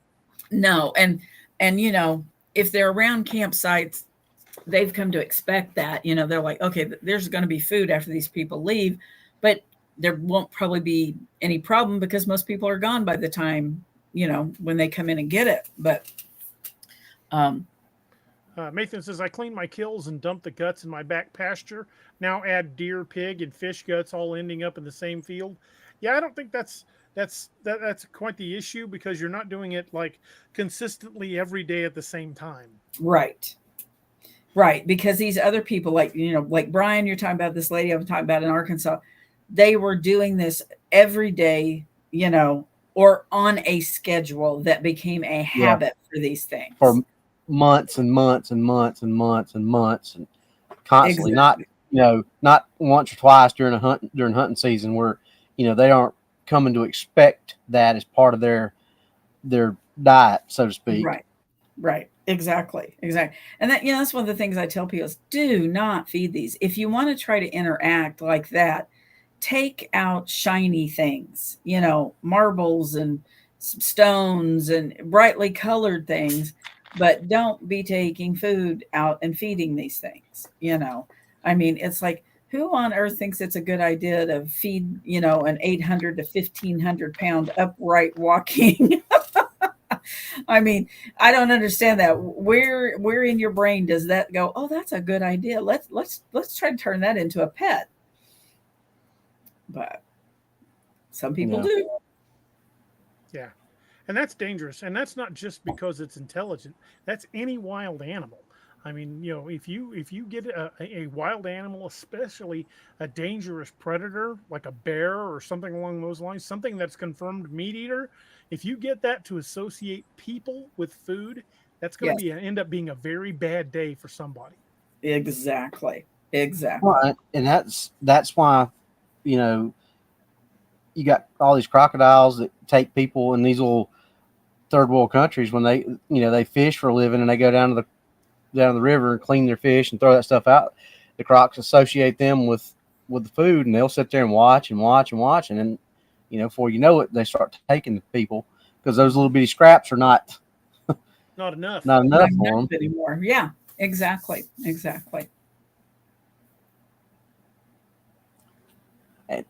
so, I mean, yeah, I get it. And I get what Mathan's saying, and that's you don't want to fall into that. But I think if it just during hunting season, you're not out there. That's why they call it hunting. They don't call it catching or killing, or you're not getting something. I mean, I don't know. You may get something every day, but it's not like a constant like Brian was doing. Going out there every single day for months and months and months in a certain place, putting something like that on there. It's just, I think you just got to be mindful of what you do. Right. Although Patty said, in short, don't ring the dinner bell. That's true. That's true.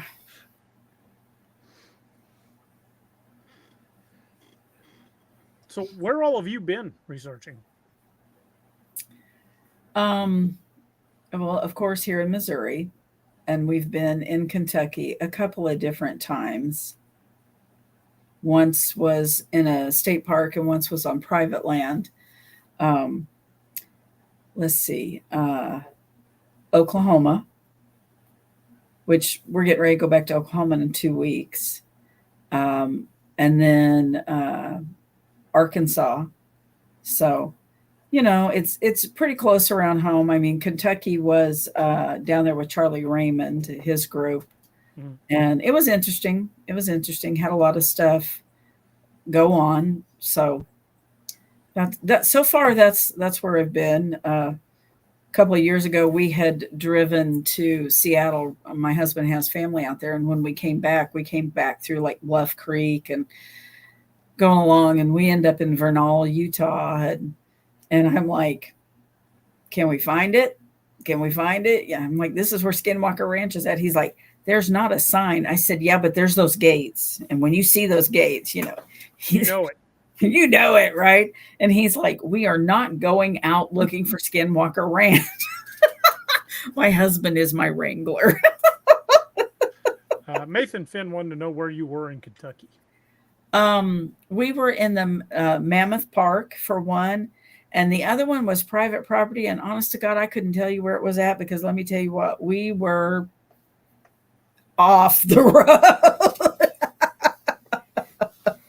I mean, we were off somewhere, and that property was actually, the gentleman owned it. He was of native descent and had been in his family for years. So there was some really weird stuff that went on that property. And on that piece of property, they like to mimic cows. I mean, I've heard that happen. It was that. That's the first time I've ever heard that. Right. And we said to him, we were talking to him about the cows, and he goes, "There's no cows here." And we said, no, he said, "I swear to you that the closest cow is probably 15 miles away." Cause he had like 2,000 acres, and he goes, "There are not any cows." We heard cows constantly. And it was funny. We had been in an area during the day. It was a new trail that he had cut for us. And that night, my husband wasn't feeling well. We didn't go back. We just stayed in camp. And there was 6 guys that went down there that literally got ran out of the woods. And part of it, one of them during the day, he did this, like, he had this whistle, banshee scream, something. And when he did that, I said, "What are you?" No.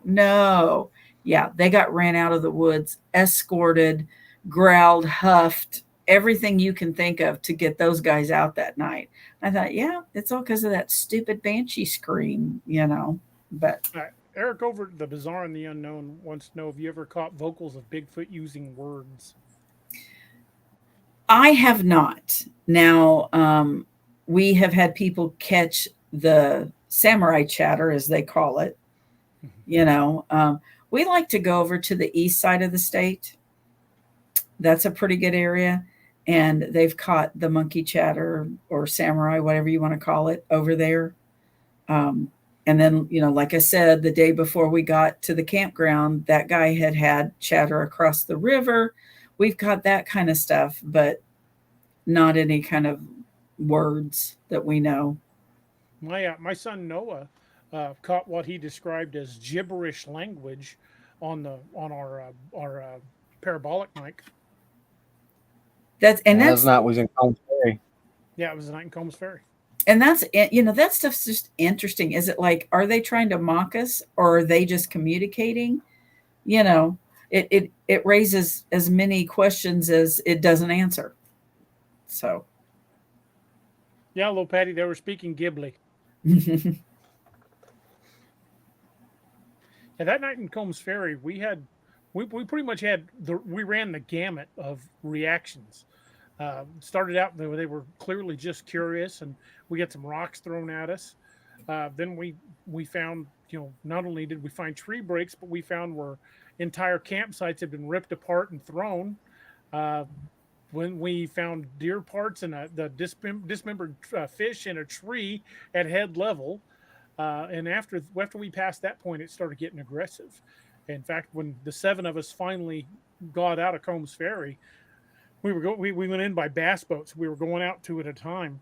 And when it came to the last 3 of us, as me, Robby, and my son Noah, we were actually standing in the water at the old boat ramp with our feet in the water and our pistols drawn. And when the boat came back in the 3rd time, that 3rd time to pick up the last group, we were thinking only 2 of us are going to be able to go. Someone's got to stay behind. And Robby and I were kind of arguing over who was staying. And then, I think it was Robby asked Richard, like, "You think you can get all 3 of us in this trip?" He's like, "We'll make it work. We're just going to have to go slow." So we crowded everybody in the boat, and we backed off the shore. And there was kind of a light, patchy fog on the lake at that time. And Richard had a really bright floodlight spotlight hooked up in the boat, and he lit up the shore. And all along where we had been standing on both sides was between, 10 and 15 sets of green eyes shine about 8 feet off the ground, just right there where we had been. I tried to get a picture of it because with the fog, the flash in the fog, I only got like a couple of vague sets of eyes shine in it. But we were like, they were literally right where we'd been. It's time to go. It's Like, time to go. oh, look at the time. Yep. Yep. Well, we're pretty convinced that as aggressive as they were getting there at the end, if we'd left one person behind, they probably wouldn't have been there when the boat. Yeah. That's a very good possibility. Yeah, I was talking to someone about that area the other day, and they're like, "Yeah, we went down there to go walk through that campground, and they're like, we got out of the car and walked past the rocks and went, no, we don't That want to whole be in area this." just has an unsettling feeling to it. Yeah, Even in the daylight. Even in yeah, daylight. and they were down there in the daylight, and they were like, "Yeah, no, we're not supposed to be here," and they left. They Don't left. blame them. Yeah. I was like, that just makes me want to go. Yeah, we're talking about camping out there overnight. Yeah, we are. We're idiots. Well, you know. Oh, me and Doc we were already looking like, hey, we could stealth camp here. We could pull a tarp over here, over this little ditch area right here, and cover it up, and nobody. We're like, Joe Bald's like that at certain times of the year. Uh-huh. Not year round, but certain times of the year, Joe Bald, especially in the cooler months, Joe Bald's creepy as shit. But you go in there in the summer when it's hot, it's creepy-ish at night, but not like it is like at night in the winter. Well, I think when it's hot, I don't think they're as active. I think they just kind of, it's hot. They lay down and maybe they're active for a little bit at night, and then they're back just like the rest of us, trying to stay cool. That night we were in Combs Ferry on the overnight expedition. It was the middle of July and it was hot as hell. Mm-hmm. And we got tons of activity that night. but that's relatively speaking, that's a small area. So if there's a, obviously there is, we saw the eye shine, but if there's a small family group that sits there, I mean, it's not like they got a lot of places to Right. Yeah, lay up and hide. So we kind of had them trapped with us on a peninsula. We were walking in their living room basically. Well, yeah. And, I think your fish and deer, I think those were like signs, maybe markers, to other things. Hey, stay out. This is, And that's what we came to the conclusion too. And what seemed to back that up was no sooner had we passed that point, that's when they started getting aggressive. Yeah. Well, and that's, so when I was talking about where the guys got ran out, so during the day, there was a big log that I had to literally climb over to continue on the path. And during the day, I had found a knuckles print in the leaf litter on the other side of that log. And you couldn't cast it because it was just leaf litter, but I got some pretty good pictures of it. Those guys go back that night. There's a great big stick shoved in the middle of the trail right there, to the point they couldn't pull it out. That's where they stopped. They didn't go any farther. You've been warned. Yeah. They were smart enough to know that was the warning, and they turned around and came back. That was what was about 18 months ago, in November. Was in November of 23 when Robby, Noah, and I found a hunting blind, a primitive hunting blind in Joe Bald. Wow. And there was a canine print in that hunting blind that was about 7 inches across. Mm-hmm. And it was a big print. It basically looked, if you took a bird's nest and stood it up on its side, that's what it looked like. All the branches and stuff was wove together.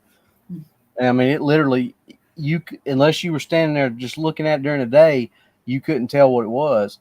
And this is how scary that, because the night before when we were out there, this is the night the Robby Wrangler was born, because I was headed right down to this, and Noah was like,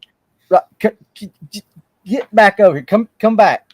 But so we walked down there that next day. We find it, and I'm like, I bet you that's something's using that, because it was right next to a game trail. So I got down inside of it and just got on my knees and put my hands down. I told DA and Noah, I said, walk back up the trail and turn around and just start walking to where and tell me how far away you are when you see me. and I had a black hoodie on, a camouflage ball cap, and camouflage pants. DA turned and walked about 10 yards back up the trail. If that. Turned around, knew exactly where I was at, looked, and could not see me. He was about 2 or 3 yards away before he could see me, knowing where I was at. Had it been dusk or dark and I didn't know he was there, I'd have been on top of him before I saw him. Wow. That's interesting. Hey, Wyatt. Good night, little Patty. Yeah, Joe Bald is there have been times when Joe Bald was less active, but Joe Bald has never really ever disappointed us. Mm-mm.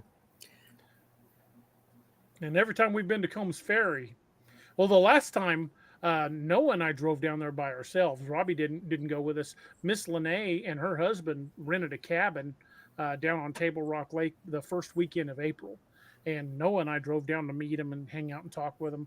And it turns out that their cabin they rented was about 3 miles from Combs Ferry. She's like, "Well, I'm not going outside after dark. That's just not happening." But after we left the cabin, it was almost dark.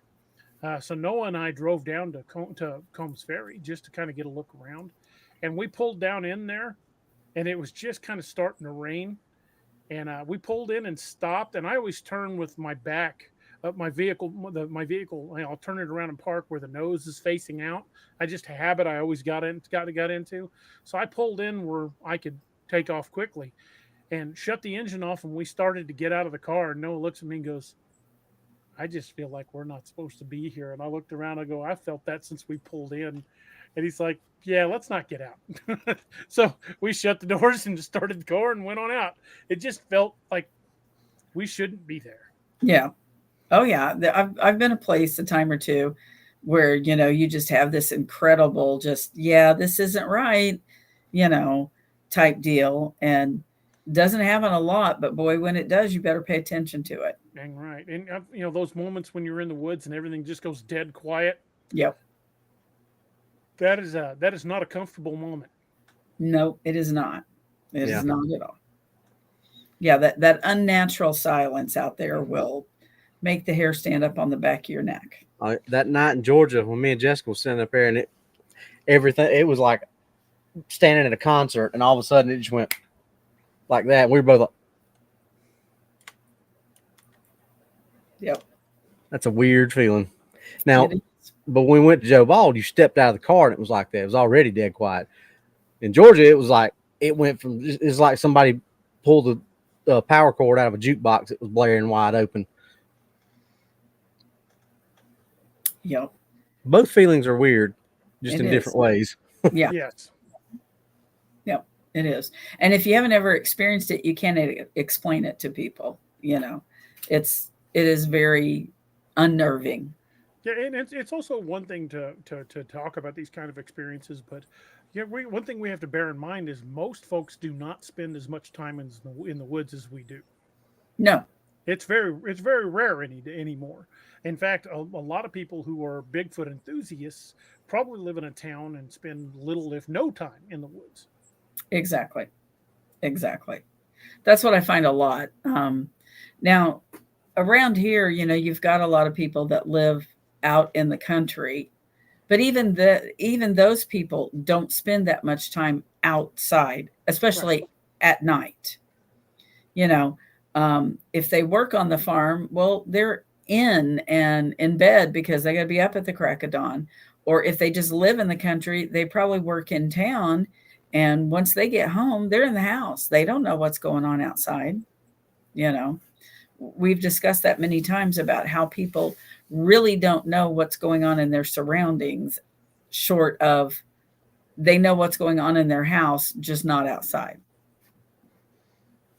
Yeah, that's another thing. It's something you really people have to learn to do, is how to be aware of their environment, because I've seen it with other cops that were just not aware of what was going on around them. Like, dude, you have really got to pay attention. You're gonna get yourself hurt or killed. Mm-hmm. You need to be alert about what's going on around you, and sometimes you just can't teach that to people. No, there's some people that don't. Not everybody has situational awareness. Mm-mm. Nope, they don't. They don't. And, we get a few of those, when we take people out. I mean, not a lot, but, we had one gentleman, and it cracks me up, it just makes me giggle when it ends up being one of the guys that's scared, and we had a guy this go around, man, he had a spotlight and he was ready to pop it anytime. We were like, put that away. We don't need, you're going to run them off, but that's just their thing. He was scared. He wasn't going to say he was scared, but he's going to shoot that light and everything came along. So, I'm sure he thought we were crazy because we were out there walking around in the dark, but that's what we do, We took a guy with us one time, and this was up near Bennett Springs. It was on the opposite side of the river where y'all camped, but farther down toward Mountain Creek.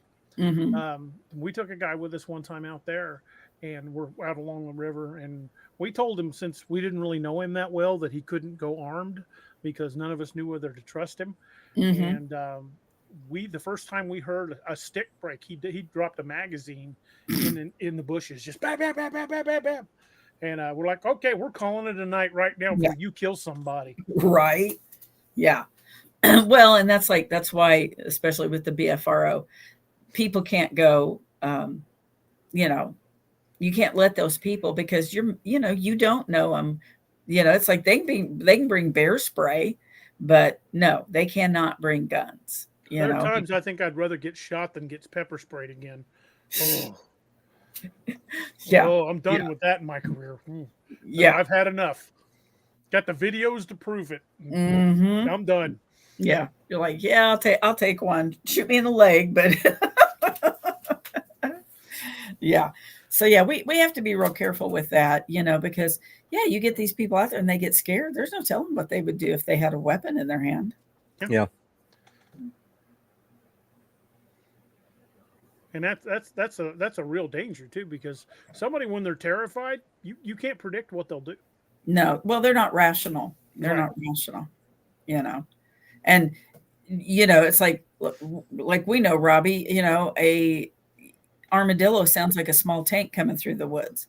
That freaks people out. And the first time I ever encountered that, it freaked me out too, because it sounded huge. Squirrels can make a hell of a lot of racket when they want to too. That's true. It's like any of them can. Possums, they all make a lot of noise because they're just barreling through the leaf litter. So you put somebody out there that's not used to those sounds, well, they're thinking that, they got 2 tons bearing down on them. They're going to unload. Yeah. You got to be careful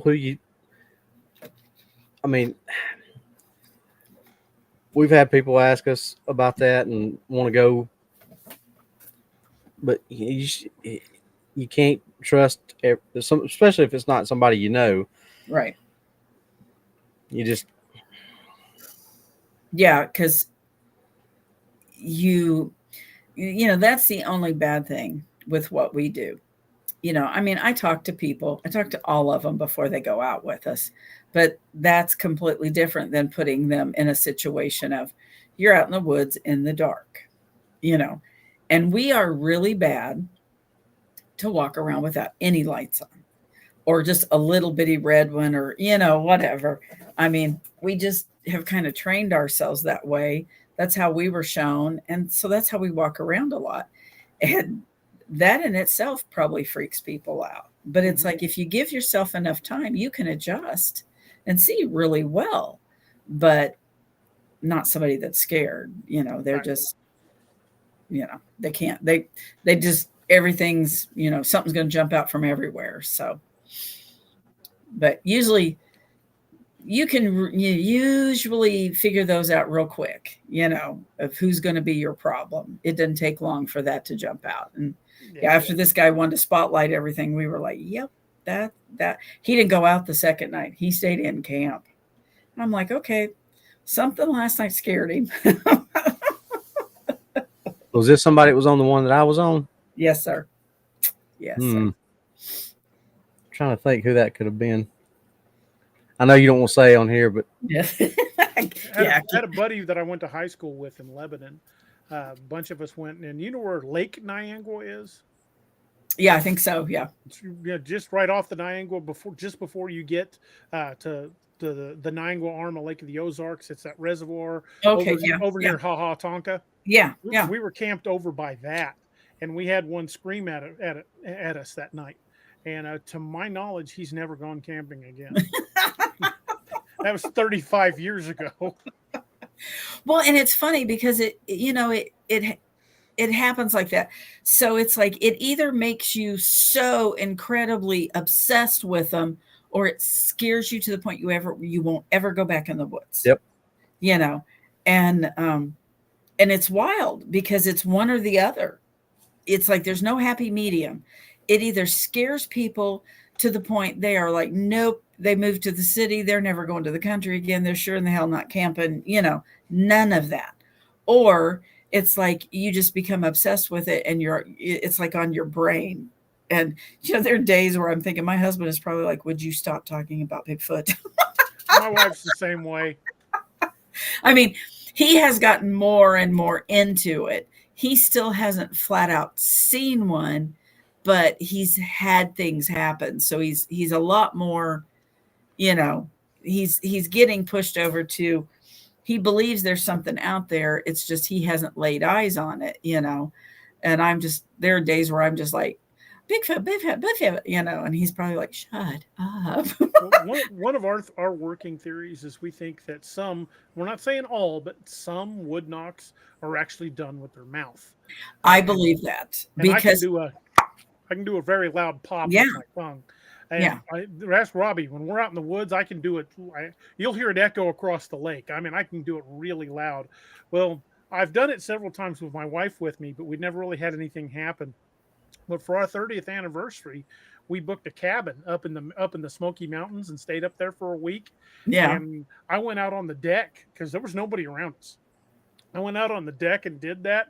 And that night, before we went to bed, something slapped the side of the cabin and growled at her through the bathroom window, which was about 12 feet off the ground. And then the next day, there was an 18.5-foot track outside our cabin. I'm now forbidden from ever popping my tongue if she's with me. I'm no longer allowed to do that when she's around. She's like, nope, no more. No more. That's 18.5 inches, not 18.5 feet. Yeah. Yeah. Oh, 18.5 inches. Actually, I think I still have that picture loaded if you'd like to see it. Well, yeah. Yeah, I tried to find it when we were down there to show it to her, but I couldn't find that one. It looks like I might have taken it out. I know where it's at. I'll pull it up.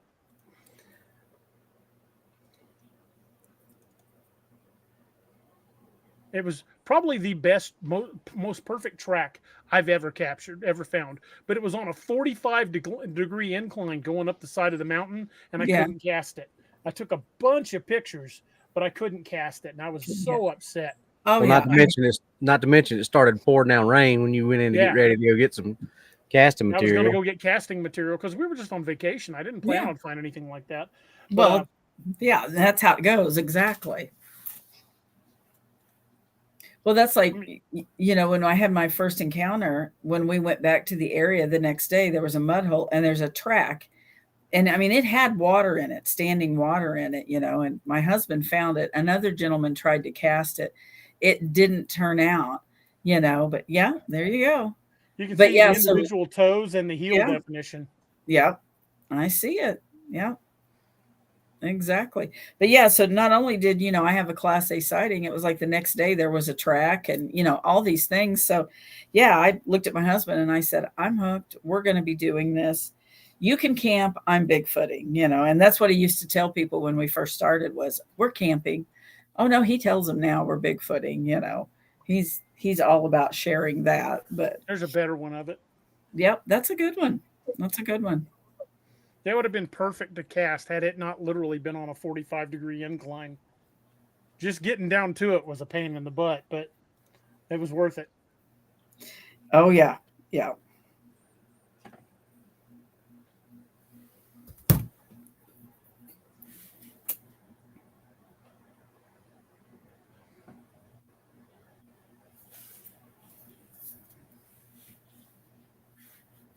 Well, we are coming up on the 2 hour mark, and 2 hours is usually where we start shutting things down. Tell us again about the conference in October and where they can find it. I'll share the link again, Okay. so everybody can have the link. I'll be a speaker there, so come on out and see me. I'll have books there as well, and who knows who you might run into. There's going to be some interesting folks there. But go ahead. I posted the link. Let's go ahead and tell us about it one more time. Then we'll start winding things down. You can find the tickets on Eventbrite for the VIP night, day of conference. Those are October the 3rd and the 4th. And then you can also go to Ozark Mountain Bigfoot Conference on Facebook, privately message me, and that will get you, if you're interested in doing the camp out, because that gets you camp out conference VIP. And like I said, when we're out there camping out, you got a couple of options. You can go out at night or you can stay in camp, hang out. The speakers are all going to be out there. You get one-on-one time with that. You get all kinds of different, we try to do all kinds of different training out there. And like I said, David Zagan has agreed to do a lot of forensic and casting classes, that kind of stuff. So, we've got that all going on. We always try to make sure that we have all kinds of training, hands-on, that kind of thing, because I think that's really important is, we need to educate people and help them learn how to do this on their own, because maybe if we educate enough people, somebody eventually will get something that the scientific community cannot disprove. Exactly. So that's what we've got going on. People can always go over to the Ozark Mountain Bigfoot Conference page. That's where we keep everything updated, talk about what we're doing. If they're interested in a different kind of expedition, they can go to the BFRO, because we're doing them in Missouri, Oklahoma, Arkansas.